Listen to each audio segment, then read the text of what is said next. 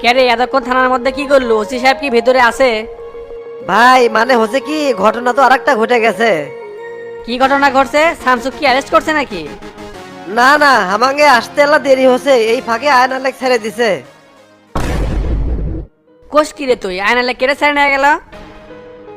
Constable সৈকত কলো সকালে এসে শফিক ছেড়ে নিয়ে গেছে। এখন থানার মধ্যে ওসিও নাই, আয়ন আলো নাই, ঢনঢনা ফাঁকা হয়ে আছে। শালার বেটা ঘুম পার, তোর জন্যই তো এরকম হলো। 2টা পর্যন্ত তো ঘুম পারলু, টেকা 1 লাখ ঢুলু, কাম হলো না। বিষয়টা কিরকম হলো? এখন ইচ্ছা করিচ্ছে ফুটবলের মতো তোকে শটাই, তোক দ্বারা ভালো কিছু আশা করা যায় না। মাথা মতো ঘুরিচ্ছে। কে রে, ইনকে সিবার তো কোনোদিন পড়িনি। তাহলে ভাই এখন কি হবে নে? কি আর হবি, ও সারানোর কথা ছিল, সারা পাশে কেটে সারলো সেটা বড় কথা না।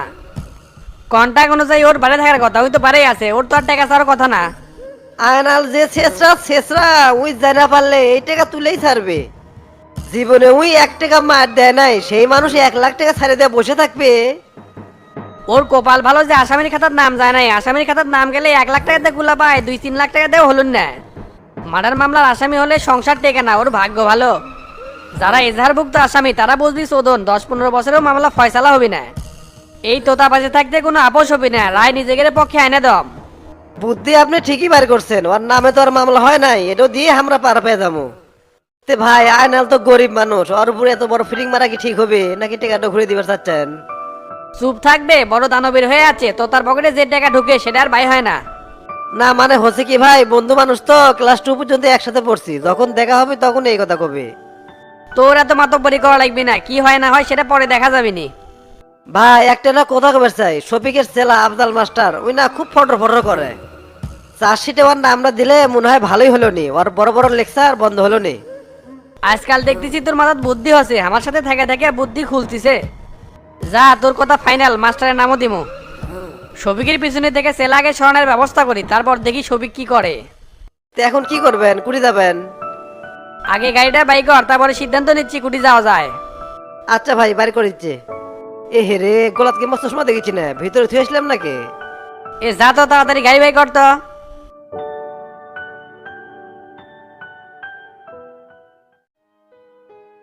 ক্যারে আয়নাল, বাড়ির যা শুনলাম তুই বলে রেস্ট না লিয়াই দোকানে চলে আসছ। জীবনে যদি না চলে টাকা পয়সা, ব্যবসাটা কি করবো রে? মেলা দিন হলে দোকান বন্ধ করে রাখছিলাম তো, আমি তো আবার একদিনও দোকান বন্ধ করে থেকে পারি না। কি একটা গেরাকলে পড়ে দে, আমার সবকিছু এলোমেলো হয়ে গেছে। তোর গলার কে অবস্থা, ঘের ঘের করে কথা করছো, ঠান্ডা লাগছে নাকি? জেলের পানি খেয়ে গলাটা বসে গেছে, ওটিকার পানি তো খুবই ভার। আর দুনিয়ার 3rd ক্লাস লোক দিয়ে লকা ভরপুর। ঠিক মতো খাওয়া নাই, ঘুম নাই, শরীরের কন্ডিশন খুবই খারাপ। জেল কি সুখের জায়গা যে ভালো থাকবো? জেলখানা মানেই শোধন। আমি তো থানাত গতকাল অনেকক্ষণ বসে আছিলাম, তো তার ডনের কোনো খবরই পেলাম না। পরে কনস্টেবল সৈকতের কাছ থেকে শুনবার পারলাম যে শফিক চাচা নাকি তোকে বাইর করছে। কোন কি ভাই, সবিক চাচা আমাকে বার করছে? তে ডন আর তো তাদের আমার থেকে টেকা নিল। টেকা শালারা ঠিকই লিছে রে, কিন্তু কাজ করে না। 1 লাখ টাকা আমি নিজের হাত দিয়ে গুনে দিলাম রে। আর তোর জন্যই তো জেলের মধ্যে থাকার পারতিস না, এটা হচ্ছে সেটা হচ্ছে, কয়েকদিন পরে তো এমনি বাড়াবার পারলো নি। হাই হাই রে, এই অভাবের দিনে 1 লাখ টাকা কোথ থেকে আসে? জেলে থাকলে এলি চিন্তা মাথার মধ্যে আসে না, খালি কিভাবে বাইর হমু সেই চিন্তা মাথার মধ্যে ঘোরে। এখন তো আমার মাথার মধ্যে কিছু আসিছে না, শালা ডন আর তোতা কামটা করলো কি? কাম করলো কেডা, টেকা খেলো কেডা? মানুষের মানুষ নাই রে, মানুষের বিবেক নষ্ট হয়ে গেছে।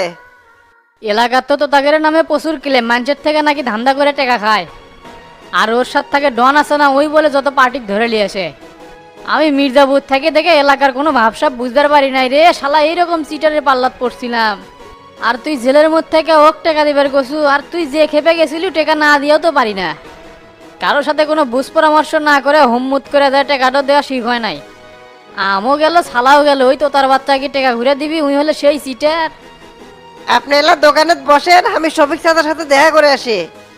তার কাছে গেলে একটা বিধি ব্যবস্থা হবেই নি। কথা তুই খারাপ কইস নাই, তুই যা, তাহলে আমি দোকানে বসতেছি। আর কি ঘটনা ঘটছে সব কিছু খুলে কইস, না হলে কিন্তু বুঝতে পারবি না। আচ্ছা ভাই যাচ্ছে।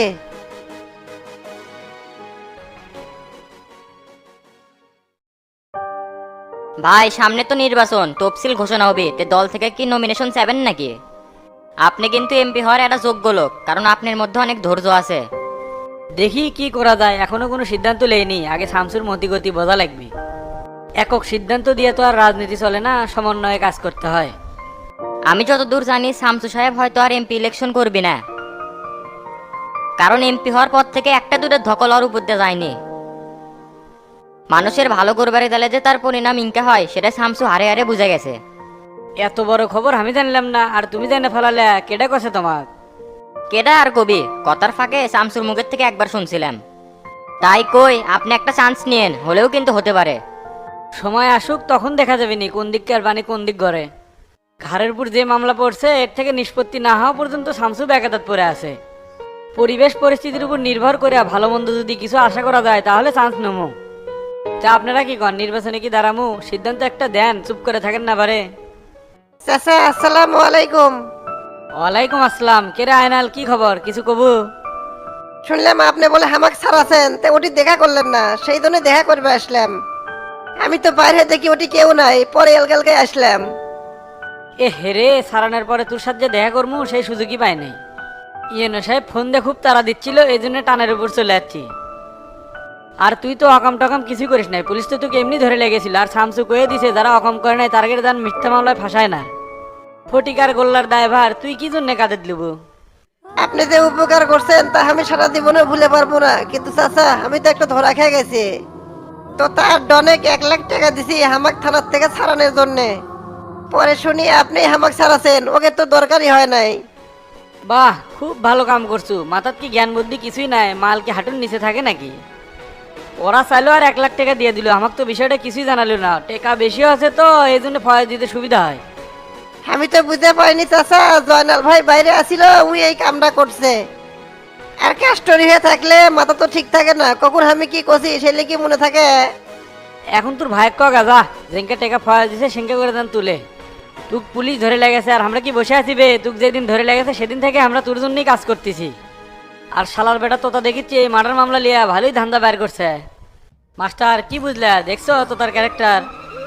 কি আর বুঝমু ভাই, পথ পাওয়ার পর থেকে টাকা কামানোর লাইন খুঁজে পেছে। রাজনীতি তো ওরা ব্যবসা হিসাবে নিছে, এখন এগুলো পরিস্থিতি তো দেখাই লাগবে। আপনি যদি আনা শক্ত হন তাহলে তুই এত নোড়া পারে না, ওর সাথে অ্যাকশনে যাওয়া লাগবে। সবুর করো সবুর করো, উইয়ের পাখা হলে না এমনি আগুনে ঝাঁপ দে মরে।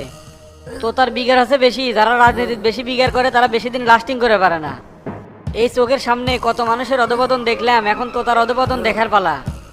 আপনি খালি হুকুম দেন না গে, দেখেন শালার বেটা তো তা কি করিচ্ছে। ওই শালার বিগার আমারও ভাল লাগে না। আর আয়নাল মিয়া তুমি তো ভোদাই আছো, বিপদে পড়লে মাথা ঠান্ডা রেখে কাজ করা লাগে। তুমি তো ভালো করেই জানো তো তার স্বভাব চরিত্র কিরকম, সুযোগ পেলেই খালি ম্যানচের থেকে টাকা খসাবি। এত তখন উপকার করলেন, আর এলা উপকার করেন চাচা, জমি বন্ধক থেকে টেকা দিছি। আপনি যদি তো তাক ভালোকে ধরেন তাহলে আপনি কোথাও ফালাবার পারবি না, টেকাটা হয়তো আমাকে ঘুরে দিবি। আমি আর কি করবো ক, দায়িত্ব ছিল তুই ছাড়া না, আর সেটা ছাড়াছি। আমার ভাতিজার জন্য তুই ফেসে যাবো সেটা তো আর মেনে লিবার পারি না। হাজার হলেও ভিতরে তো মানবতা আছে। তুর্গের মতো ব্যাককেল আছে দেখেই তো তারা ইনকা করে টাকা কামাই করার লাইন খুঁজা পায়। তো ঠিক আছে তুই চলে যা, তোর সাথে দেখা হলে অক ধর্মনি। আচ্ছা চাচা তাহলে আমি গেলাম, পরে আবার দেখা করবো নি। কেন্দ্রে একটা রিপোর্ট করেন না গে, আজকাল শালা খুব বেড়ছে, ওর কর্মকাণ্ড দেখলে মাথা মুথা ঘুরে যায়। এখন তো তাই করা লিখবে, ওই শালার বাড়াবাড়ি আর ভাল লাগিচ্ছে না। এত করে কমিটি ভাঙ্গা যায়, যাক রাজনীতি করবো না, তা ওই শালা কেনা চুঙ্গত তুলমু। পথ না থাকলে তুই পথের ফকির, কুত্তেও তো আর দাম দিবি না। ওর শুরুটা কিভাবে হয়েছিল সেটা সব মানুষ ভালোভাবেই জানে। আসলে কুত্তের পেটে ঘি সহ্য হয় না, তো তার হচ্ছে সেই হাল। আপনি একটা পদক্ষেপ নেন, ইনকে চুপচাপ বসে থাকলে পরে মান সম্মান থাকবি না। ব্যবস্থা তো একটা করা লাগবি। এদিকে শামসু তো খুব খেপে গেছে, কিছু একটা দুর্ঘটনা ঘটাবি। দেখেন তো শামসুক করে কোনো বিধি ব্যবস্থা করা যায় নাকি। আমিও তলে তলে একটা সিদ্ধান্ত লিছি, শামসুক দাও সাইজ করে নেবো, তাহলে বিষয়টা আরো ভালো হবে নি। যে চলো উঠি, উপজেলা টিউনের সাথে দেখা করবো। আচ্ছা চলেন।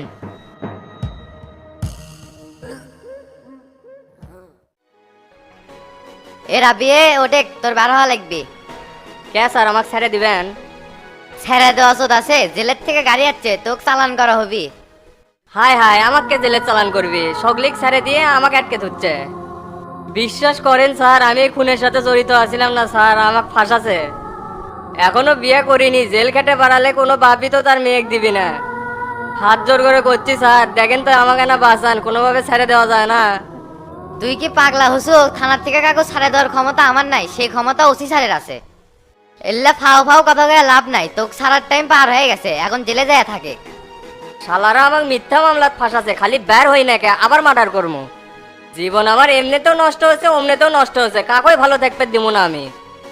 এই রাব্বি কোনোদিন কারো গায়ে হাত তোলেনি, কিন্তু এখন থেকে খেলা শুরু করবো। বড় মার্ডার এলা এসে গেছে, একটা করে গোয়াত বাতাস পাচ্ছে না, আর একটা মার্ডার করবে চাই।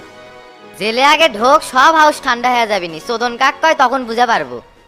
আমি খুবই ভালো চ্যাংরা আছিলাম স্যার, কিন্তু এই বন্ধু বান্ধব করে পাল্লাত পরে আজকে আমার এই অবস্থা। দিন মেরে দিন খাচ্ছিলাম, কত সুন্দর জীবন চলে যাচ্ছিল, কিন্তু এখন কি ভেজালে পড়লাম। বাড়ির বৃদ্ধ একটা বাপ আছে, আমি জেলের থাকলে তাকে দেখাশোনা করবি কেটা? সপ্তাহে 300 টাকার ওষুধ লাগে, আমি জেলের থাকলে সেই ওষুধ কেটা কিনে দেবি? আমার বাপটা ওষুধ না খেয়ে মারা যাবি স্যার।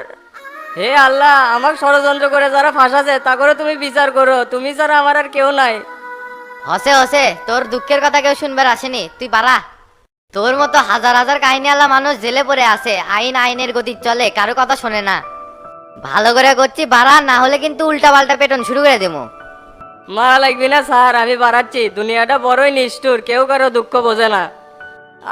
বুকের মধ্যে লাগিচ্ছে রে, হাই রে, আমার থাকার কথা কুটি আর আমি যাচ্ছি কুটি। শালা তো দেখেছি খুব নাটক বাস। বাড়া বাড়া, তাড়াতাড়ি বাড়া। আচ্ছা স্যার, বাড়াচ্ছি।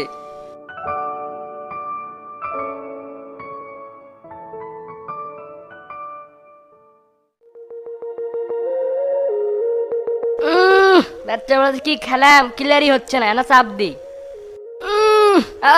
কিছুই কাম হচ্ছে না।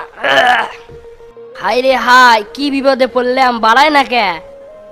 এ ফটিকে, সেই 35 মিনিট হয়ে গেল তুই বাথরুমে আসু, এতক্ষণ কি করিস বে, বাড়ায় পারিস না?